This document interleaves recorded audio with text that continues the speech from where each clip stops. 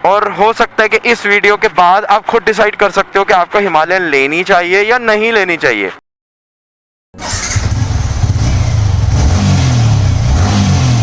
Himalayan को लेकर जो मेरी वाली थी, जो वापसी गई थी शोरूम में, जो लोग पहले से देखते हैं वो सब जानते हैं। एक बाइक मेरी वापस हो चुकी है और उसको लेकर अभी बहुत लोग परेशान हैं। मतलब बहुत लोग हिमालयन लेकर परेशान हो रहे हैं, बहुत लोग कंफ्यूज हैं। तो वो सारी कंफ्यूजन दूर करते हैं। फिलहाल बाइक निकालता हूँ, चलते हैं और चलते हुए बात करेंगे। इनका कंपटीशन चलता है सवारियां बिठाने का।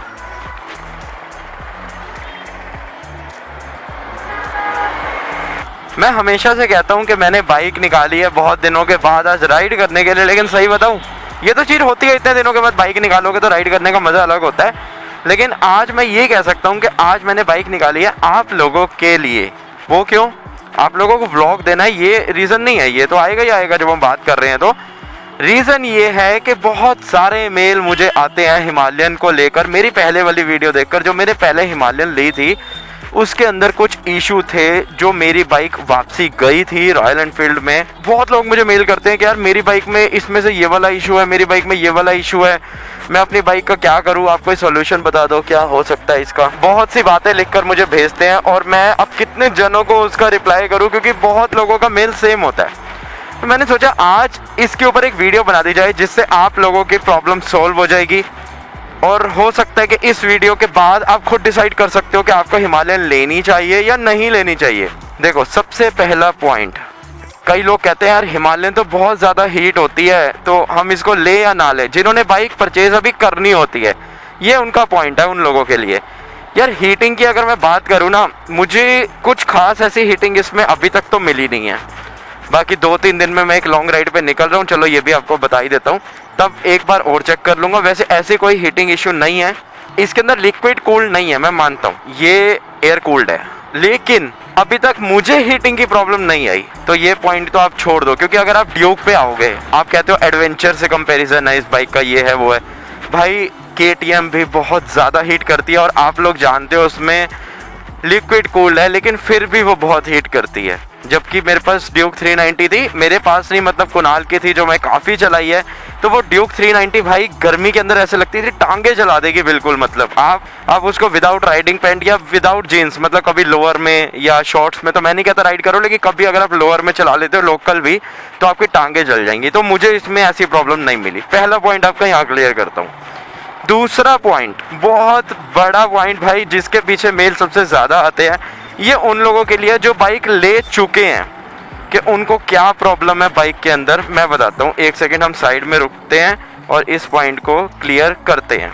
देखो, बहुत लोग मुझे कहते हैं कि जब भी हम इसका RPM यहाँ पर आपको दिख रहा होगा, मतलब 3 को क्रॉस करते हैं, मतलब 3000 RPM से ऊपर जाते हैं, 4000 के नियर जब हम एक्सीलेटर खींचते हैं, RPM खींचते हैं, तो यहाँ से कुछ गट गट गट गट गट की आवाज़ आती है।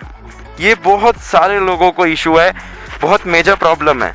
मैं ये नहीं कह रहा कि यार इसको इग्नोर मार दो, इसको रॉयल एनफील्ड को देखना चाहिए, लेकिन अगर आपने ये बाइक ली है और आपकी बाइक में ये इशू है, तो आप इससे टेंशन फ्री हो जाओ कि आपकी बाइक में आप क्या होगा। ये सब बाइक में है। मैं आपको क्लियर करूँ, देखो, जब मैंने अपनी पहले वाली हिमालयन ली थी ना, मैं भी कंफ्यूज था कि यार मैं इस आवाज़ का क्या करूँ, इस आवाज़ से तो मैं परेशान हो रहा हूँ।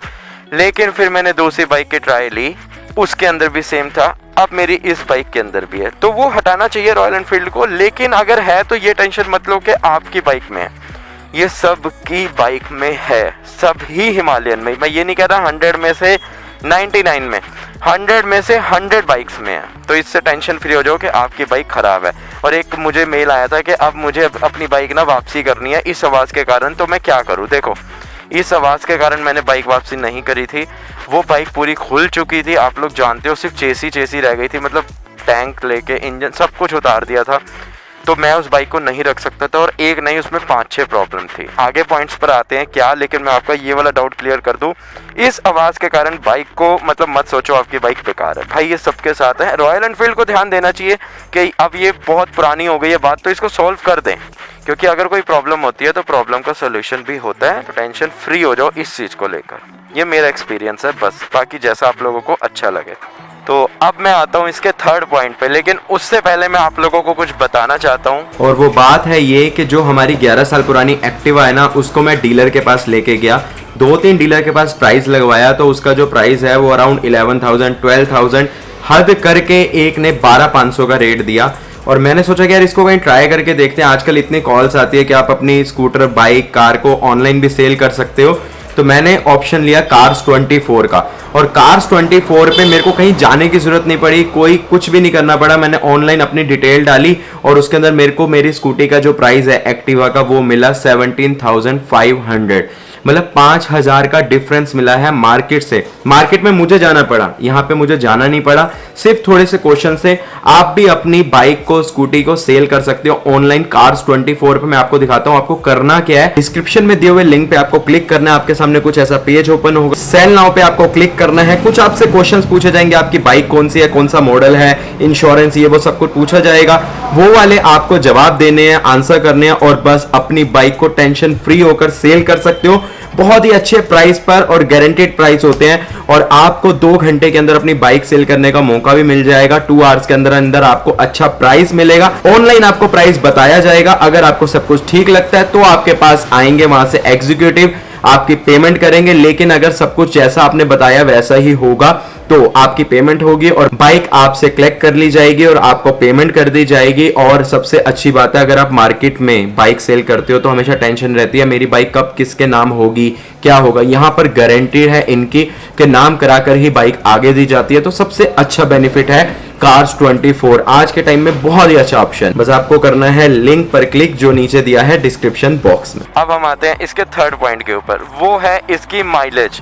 अब बहुत लोग कहते हैं यार इसमें जो फ्यूल इंजेक्टर है, फ्यूल इंजेक्टर के कारण ये माइलेज कम देती है। मेरा एक्सपीरियंस ये है कि जो कार्बोरेटर बाइक होती है ना, ये कार्बोरेटर बाइक से कम माइलेज देती है। मैं मानता हूँ, जैसे कि 350 क्लासिक थी मेरी, वो मुझे 35 तक दे देती थी। लेकिन अगर मैं हिमालयन की बात करूँ तो इसने मुझे एक बार 20 की माइलेज दी है, एक बार मुझे 28 की माइलेज दी है, एक बार मुझे 30 की दी है। मैं 2-3 बार इसका टेस्ट कर चुका हूँ। मैं अभी श्योर नहीं हूँ, लेकिन बहुत लोग मुझे कमेंट करते हैं भाई 12-14 से ऊपर ये माइलेज नहीं देती। ऐसा नहीं है, 20 से ऊपर आप 25 भी सोच सकते हो, 28 भी सोच सकते हो। बाकी थोड़ा सा डिपेंड आपके ऊपर करता है। तो मेजर इशू नहीं है इसके अंदर, लेकिन कुछ लोगों के लिए माइलेज इशू करती है।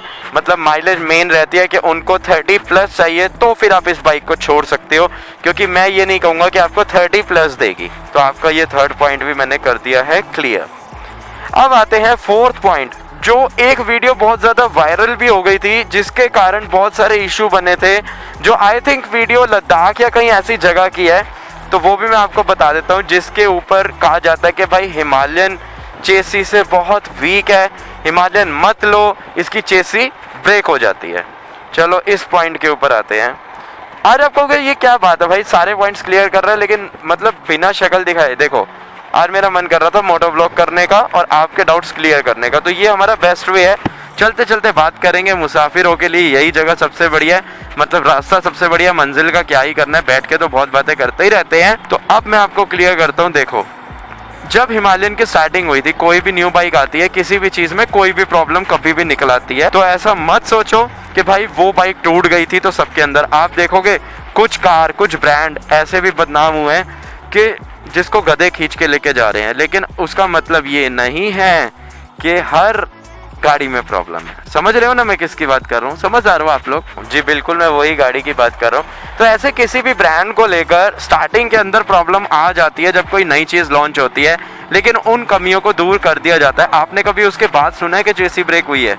उन मॉडल्स को अगर छोड़ दे, या मेरे को तो लगता है वो एक ही बाइक थी शायद, मैं इतना नहीं जानता, बट मैं फिर भी ये कह रहा हूँ उन मॉडल्स को छोड़ के उसके बाद आपने कभी सुना हिमालयन ऐसी बाइक है जिसने ऐसी ऐसी जगह कवर करी है जहाँ पर और कोई बाइक नहीं गई, फिर भी लोग कहते हैं इसकी चेसी टूट जाती है? ऐसा तो कुछ है ही नहीं चेसी टूटने वाला। और जब बाइक को चलाओगे तो पता चलेगा भाई क्या मज़ा देती है आपको, ये क्या फील देती है। इसको छोटा टाइगर क्यों बोला जाता है? इसी कारण से कि इसकी अलग ही फील है राइड करने की। तो भूल जाओ चेसी ब्रेक हो जाएगी, हिमालयन लूँगा 2.5 लाख रुपए की और उसके बाद पता चले शोरूम में लेके जा रहा हूँ चेसी टूट गई। ऐसा कुछ भी नहीं है। मैं तो ये नहीं कह रहा आपकी चेसी ब्रेक हो जाएगी, कंपनी फ्री बदलेगी, लेकिन ऐसा कुछ नहीं है कि चेसी टूट जाएगी, ऐसा कुछ भी नहीं है भाई। बिल्कुल भूल जाओ इन बातों को, बेकार की बात है। अब हम आते हैं इसके नेक्स्ट पॉइंट पे, जो है vibration. Royal Enfield is equals to vibration, ऐसा मैं भी बोलता था, मैंने भी बहुत सुना था। जब मेरे पास क्लासिक थी मैं बहुत परेशान था इस चीज़ को लेकर के भाई 90 से ऊपर जाते ही बस मेरे हाथों की मसाज, नहीं 80 से ऊपर ही लगा लो, हाथों की मसाज स्टार्ट हो जाती है। बट इस बाइक को मैंने 110 तक, 115, 120 तक चलाता हूँ, मुझे वाइब्रेशन का नामो निशान नहीं मिलता। 120 के बाद पैर के पास हल्का सा लगता है, उसको आप भूल जाओ। क्रूज करोगे तो 100 पे करोगे यार, सुपर बाइक तो है नहीं, एक एडवेंचर टूरर है, तो आप उससे इतना एक्सपेक्ट कर सकते हो कि आपको 100-120 पे बिल्कुल वाइब्रेशन फील ना हो, तो बिल्कुल ये आपके लिए बढ़िया है और ये कोई मेजर इशू नहीं है। मैं मानता हूँ रॉयल एनफील्ड के अंदर वाइब्रेशन बहुत है, बट अब रॉयल एनफील्ड के जो इंजन्स आ रहे हैं, जो क्वालिटी आ रही है, वो चीज़ बिल्कुल भूल जाओ, इसके अंदर वाइब्रेशन नहीं है। अभी मैंने मेटेओर का पीछे एक रिव्यू करा था, उसके अंदर भी बिल्कुल वाइब्रेशन नहीं है। अभी मैंने लेटेस्ट में यही 2 बाइक राइड करी है रॉयल एनफील्ड की, तो इन दोनों में तो ये प्रॉब्लम है नहीं। अगर मुझे किसी में लगती है तो वो क्लासिक में लगती है, बाकी किसी में नहीं है, तो ये चीज़ भूल जाओ। इसको अगर आपने परचेज करना है वाइब्रेशन की तरफ से, बिल्कुल टेंशन फ्री होके कर लो। अब हमारा नेक्स्ट पॉइंट आता है पिकअप को लेकर। देखो पिकअप इसके अंदर बहुत अच्छा है, बहुत अच्छा है, मतलब ये नहीं कहूँगा कि हल्का फुल्का। इसको कंपेयर मत करना बिल्कुल भी स्टैंडर्ड और इलेक्ट्रा और क्लासिक के पिकअप से। इसका पिकअप बहुत ज़्यादा है उन बाइक से।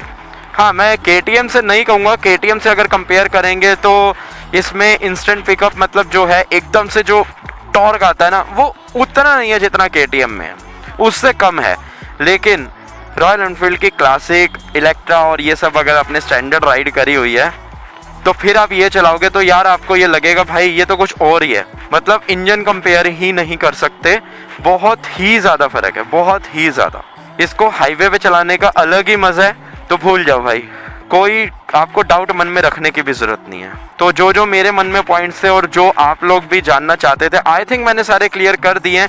अगर कुछ रह गए होंगे, क्योंकि छोटे मोटे ऐसे पॉइंट है जो कॉमन सी बात है, तो वो भी अगर मुझे ध्यान में आएंगे या आप लोगों की तरफ से कमेंट के अंदर कुछ पूछना होगा तो पूछ लेना, मैं उस पर भी एक वीडियो कर दूंगा, कोई प्रॉब्लम की बात नहीं है। मुझे भी अच्छा लगता है आप लोगों के लिए मोटो व्लॉग करते हुए, बस आजकल थोड़ा बिजी चल रहा था, लेकिन अब जब मोटो व्लॉग पर आ रहा हूँ तो व्लॉग कंटिन्यू हो जाएंगे। और ऑफिस के अंदर मेरा ज़्यादा टाइम निकल रहा था, बट अब जो है वो ऐसे ज़्यादा निकलेगा टाइम, क्योंकि मैं राइड स्टार्ट कर रहा हूँ। होली पर मेरी एक राइड होनी है, और ये आपको मैं बता देता हूँ, आई थिंक उत्तराखंड और हिमाचल, बस ज़्यादा मैं कहीं और कुछ कहना नहीं चाहूँगा।